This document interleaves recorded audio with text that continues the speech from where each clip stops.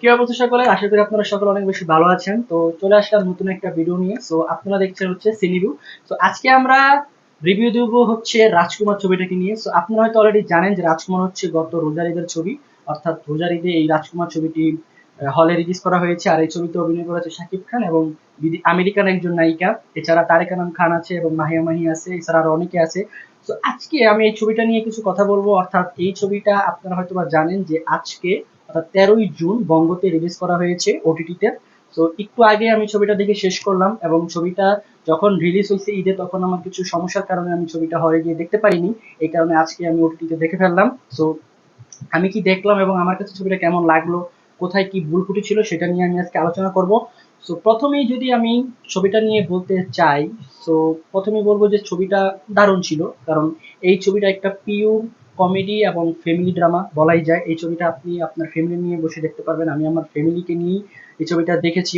So এই ছবিটা আসলে ফ্যামিলি মেম্বারদের জন্য আসলে বানানো হয়েছে। তো ছবিটার গল্প খুবই একটা সুন্দর একটা গল্প। অর্থাৎ একটা ছেলে যে কিনা আমেরিকা যাওয়ার জন্য পাগল হয়ে যায়। তার কারণ হচ্ছে আমেরিকা হচ্ছে তার মা থাকে, অর্থাৎ তিনি যখন ছোট ছিলেন তখন হচ্ছে তার বাবা কিছু ধর্মীয় গোঁড়ামি এবং জ্ঞানের অভাবে থাকার কারণে তার মাকে কিছু সমস্যা ফেলে এবং তাকে বিদেশে পাঠিয়ে দেওয়া হয়।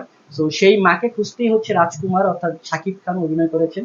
রাজকুমার চলে যায় হচ্ছে আমেরিকাতে তার মাকে খোঁজার জন্য, কিন্তু তার মাকে কখন খুঁজে পাচ্ছিল না। বাট একটা সময় গিয়ে সে জানতে পারে যে তার মা এই কারণে, অর্থাৎ তার বাবাই তাকে মৃত্যুর আগে বলে যায় যে এই কারণে হচ্ছে যে রাজকুমারের মা রাজকুমারকে ছেড়ে আমেরিকা চলে গেছে। তো এইখানে যদি আমি অভিনয়ের কথা বলি, এখানে শাকিব খান তিনি মারাত্মক অভিনয় করেছেন। বিশেষ করে কিছু কিছু সে এমন ভাবে অভিনয় করেছে, এই জায়গায় অনেক কমেডি সিন ছিল, কমেডি সিন গুলোতে শাকিব খানের খুবই সাবলীল ছিল। তাকে দেখে কমেডি সিন গুলো দেখে খুবই হাসি পাইছে। আবার শেষের দিকে কিছু সিন ছিল যেগুলো খুবই খুবই খুবই খুবই ড্রামাটিক এবং খুবই ইমোশনাল। সেই সিনগুলো দেখেও আবার মনে করেন যে এমন একটা অবস্থা, আমি খুব ইমোশনাল হয়ে যাচ্ছিলাম। মা হিসেবে অভিনয় করেছে মাহিয়া মাহি। তো এই ছবিটা যখন রিলিজ হয় তখন অনেকেই দেখছিলাম যে হল থেকে বেরিয়ে এসে বলতেছিল যে মাহিয়া মাহিকে সেই মা হিসেবে দেখতে ভালো লাগছে না বা হ্যান ত্যান আরো অনেক কথা বলেছে।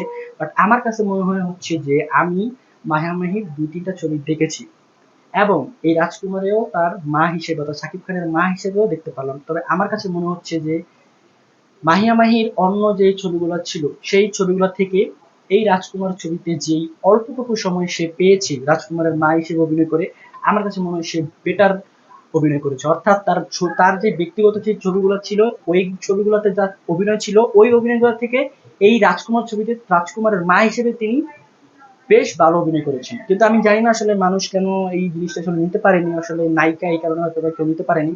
এটা আসলে আমাদের দেশে রেগুলার না, তো এই কারণে এটা হয়েছে। সো রেগুলার যখন আমাদের দেশে নায়িকারা ক্যামিও চরিত্র অভিনয় করবে তখন আমাদের এটা দেখে অভ্যস্ত হয়ে যাবে। সো মাহিয়া মাহি আমার কাছে খুব বেশ ভালো লেগেছে, তার অভিনয়গুলো তার ইমোশনাল গুলা খুব ভালো লাগছে। এছাড়া এখানে একটা জিনিস আমার দৃষ্টিকটু লাগছে পুরো ছবিটার ভিতরে, সেটা হচ্ছে যে মানে তারিক আনাম খান এবং আরশ খানের দাড়িগুলা, এই দাড়িগুলা রিয়েলিস্টিক মনে হচ্ছিল না, রিয়েলিস্টিক ফিল দিচ্ছিল না। কিন্তু ওটা ফেক ফেক লাগতেছিল। যেটা আমরা প্রিয়তমা ছবির ভিতরে আমরা শাকিব খানের যে একটা বৃদ্ধ লোক দেখছিলাম ওইটা ছিল মারাত্মক একটা বৃদ্ধ লোক, কিন্তু ওইটার তুলনায় এই ছবিতে মাহিয়া মাহির বৃদ্ধ লোকটাও বেশ খারাপ ছিল, অতটা ভালো ছিল না। এবং তারিক আনাম খান এবং আরশ খানের দাড়িগুলো কিছুটা ফেক ফেক মনে হয়েছিল। আমার কাছে এই জিনিসটা দেখতে খুবই বাজে লাগছে আর কি, দৃষ্টিকটু লাগছে। এছাড়া যদি আমি পুরো মুভিটার কথা বলি, পুরো মুভিটা জাস্ট একটা অসাধারণ মুভি ছিল। আর এই মুভির যে ডিরেক্টর অর্থাৎ হিমেল আশরাফ, উনি আসলে এমন একজন মানুষ যে কিনা ইমোশনালটা খুব ভালো করে বুঝেন, দর্শককে ইমোশনাল ভাবে কানেক্ট করতে পারেন। ইমোশনাল এমন ভাবে তিনি গল্পের ভিতরে ইনভলভ করেন, আসলে মানুষ খুব যারা ইমোশনাল তারা আসলে খুব ইমোশনাল হয়ে যায়। তো এই জিনিসটা আমার কাছে খুবই ভালো লাগে। হিমেল আশরাফের এর আগের ছবিটা প্রিয়তমা, ওইটাও আমি দেখেছি। ওই ছবিটাতে সে লাস্টে একটা ইমোশনাল পার্ট ঢুকিয়ে দেয়, ঠিক এই ছবিতেও লাস্টে একটা ইমোশনাল পার্ট ঢুকিয়ে দেয়। তো সেটার কথা আমি বলবো না, অনেকেই আপনারা হয়তো ছবিটা দেখে ফেলেছেন, কিন্তু তারপর আপনারা যারা যারা দেখেননি তাদেরকে আমি বলবো যে আপনারা বঙ্গতে যান, গিয়ে মাত্র 25 টাকা দিয়ে রাজকুমার ছবিটি দেখে ফেলেন। আমি আশা করি যে আপনাদের কাছে ছবিটা ভালো লাগবে। সো এই ছিল আজকের ভিডিও।